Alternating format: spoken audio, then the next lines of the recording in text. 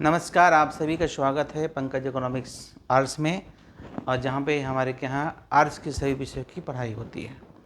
जैसा कि मैंने प्रॉमिस किया था कि मैं आज से हर दिन आपको एक पूरे मंथ तक, यानी कि 15 जुलाई तक लगभग, मैं हर दिन आपको एक नया टर्म सिखाऊंगा जो आपके दैनिक जीवन में, डेट मीन्स कह सकते डेली लाइफ इकोनॉमिक्स में, डेली लाइफ जो इकोनॉमिक्स के विद्यार्थी हैं, जो इकोनॉमिक्स के विद्यार्थी नहीं, सभी के लिए बेनिफिशियल होगा।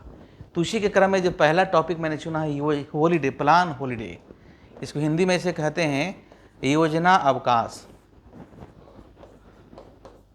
है ना, योजना अवकाश कहते हैं। तो बेसिकली है क्या ये प्लान हॉलीडे, क्या होता है?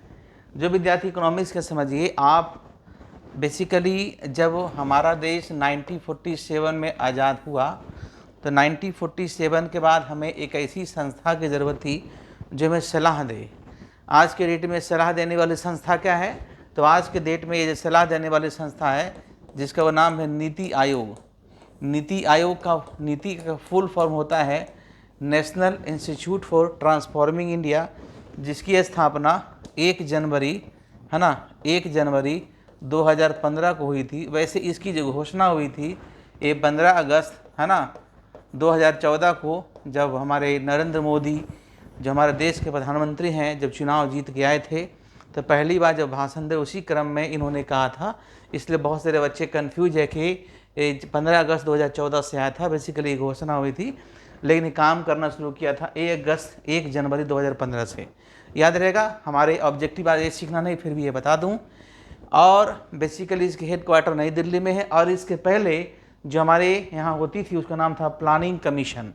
बेसिकली 1950 में हमारे यहाँ प्लानिंग कमीशन गठन हुआ, जो कि एक नॉन कॉन्स्टिट्यूशनल बॉडी है जिसका संविधान में हमारा कहीं जिक्र नहीं है, इसे नॉन कॉन्स्टिट्यूशनल बॉडी कहा जाता है। लेकिन ये काफ़ी पावरफुल संस्था थी, बिकॉज जो प्लानिंग कमीशन के चेयरमैन होते थे देश के प्रधानमंत्री होते थे। और हमारे जो प्लानिंग कमीशन जो संस्था होती थी, चूँकि होती थी इसलिए क्योंकि अब प्लानिंग कमीशन की जगह पे आ गया नीति आयोग, इसका भी हेडक्वार्टर नई दिल्ली में था। तो पर्दे पर हमारे जो प्लानिंग कमीशन के जो पहले चेयरमैन थे उनका नाम था पंडित जवाहरलाल नेहरू, और जो एक डिप्टी चेयरमैन थे उनका नाम था गुलजारलाल नंदा। द लास्ट चेयरमैन थे उनका नाम था नरेंद्र दामोदर दास मोदी, और जो लास्ट डिप्टी चेयरमैन थे उनका नाम था मोंटेक सिंह अहलूवालिया, है ना। तो बेसिकली इसका काम क्या था कि हर 5 साल में एक खाका तैयार करना, किस हिसाब से विकास करेंगे। तो 1950 में इसका गठन हुआ, और जो पहला प्लान हुआ था, क्योंकि इंडिया में प्लान 5 वर्षों का होता था इसलिए इसे 5 ईयर प्लान्स कहते थे। बेसिकली जो पहला प्लान था वो 1951 से लेके 1956 था, जिसका मुख्य मोटिव क्या था? एग्रीकल्चर डेवलपमेंट था और small scale and cottage industry का विकास करना था, और इसमें सफल भी रही। जो दूसरा प्लान था वो 1956 से 1961 का था, ये भी काफ़ी हद तक सफल रही, जिसका ऑब्जेक्टिव था कि हम बड़े बड़े उद्योग की स्थापना करेंगे। क्योंकि पहला प्लान सफल हुई थी तो अब नेहरू जी का कहना था कि भाई अब हम दूसरा प्लान बनेंगे, और जिसमें उनका साथ कौन देने वाले थे? महालनोबिस। तो वैसे जो पहला प्लान था वो हैरोल्ड डोमर मॉडल पर आधारित था। बेसिकली हैरोल्ड डोमर मॉडल आप ये ब्रीफ में जानिए। हैरोल्ड डोमर मॉडल जो था वो एक्सटेंशन ऑफ केन्सियन मॉडल था। केन्स कहते थे कि यदि हम इन्वेस्टमेंट करेंगे तो शॉर्ट रन में इनकम कई गुना बढ़ेगा। लेकिन ये कहते थे, हैरोल्ड डोमर का कहना था कि यदि हम इन्वेस्टमेंट अगर अभी हम बढ़ाते हैं तो इससे हमारे यहाँ ना सिर्फ इनकम बढ़ेगा बल्कि प्रोडक्शन कैपेसिटी भी बढ़ेगा। तो कोई अगर आपसे पूछता भी है कि भाई केन्स के मॉडल में और हैरोल्ड डोमर के मॉडल में क्या अंतर है, तो Keynes believe in short run analysis और Harrod Domar believe in long run analysis. Keynes only explain demand side, or Harold and Domer explain both demand side and supply side. So Harold and Domer model is also sometimes called the combination of classical and Keynesian model. अब इसकी बात हम अलग से करेंगे, लेकिन मैं बता दिया चूँकि आप ऑनर्स के विद्यार्थी हैं तो इन सभी में डिफरेंसेस बहुत लोग कम समझ में आता है कि एक लाइन में क्या बता दें।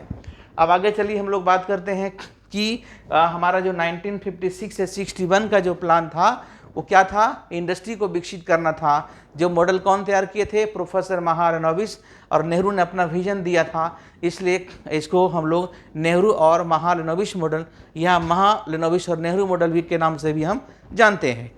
उसके बाद जो तीसरा प्लान था उसका क्या था पीरियड 1961 से 1966।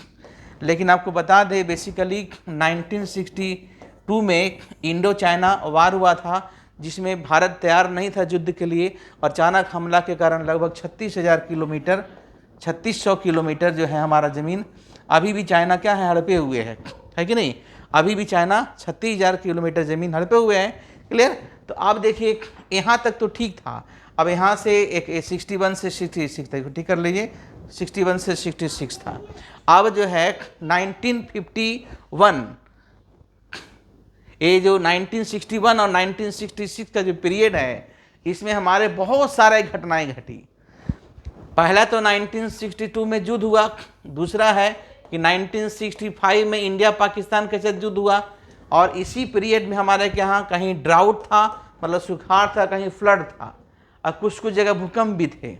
तो इतनी सारी समस्याएं हुई हमारे के यहाँ, और साथ ही साथ हमारे के यहाँ देखिए बेसिकली हुआ क्या कि 1965 में डेथ ऑफ नेहरू, 1965 में इंडिया पाकिस्तान का युद्ध, 1965-66 में आपका दो घटनाएं घटी। एक तो हमारे क्या सुखाड़ बाढ़ था, और हमारे के यहाँ लाल बहादुर शास्त्री की ताशकंद में मृत्यु यानी कि मर्डर कहिए।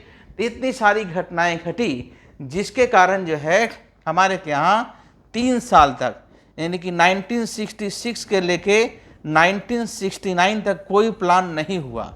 इसलिए इसको अर्थशास्त्रियों ने क्या नाम दिया, इसलिए इसे अर्थशास्त्रियों ने क्या नाम दिया, प्लान हॉलिडे का नाम दिया। क्या दिया नाम, प्लान हॉलिडे। यानी कि प्लान हॉलिडे क्या है, तो प्लानिंग के दरमियान 3 साल तक जो प्लान नहीं हुआ, इस पीरियड को नाम दिया गया प्लान हॉलिडे।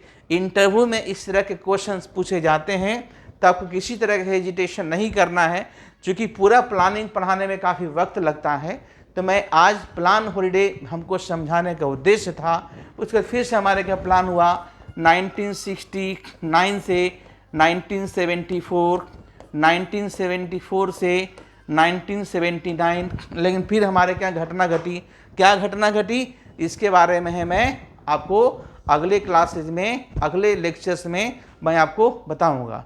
तो आई थिंक इस जो टॉपिक्स है आपको काफ़ी अच्छे तरीके से समझ में आई होगी। थैंक यू, धन्यवाद।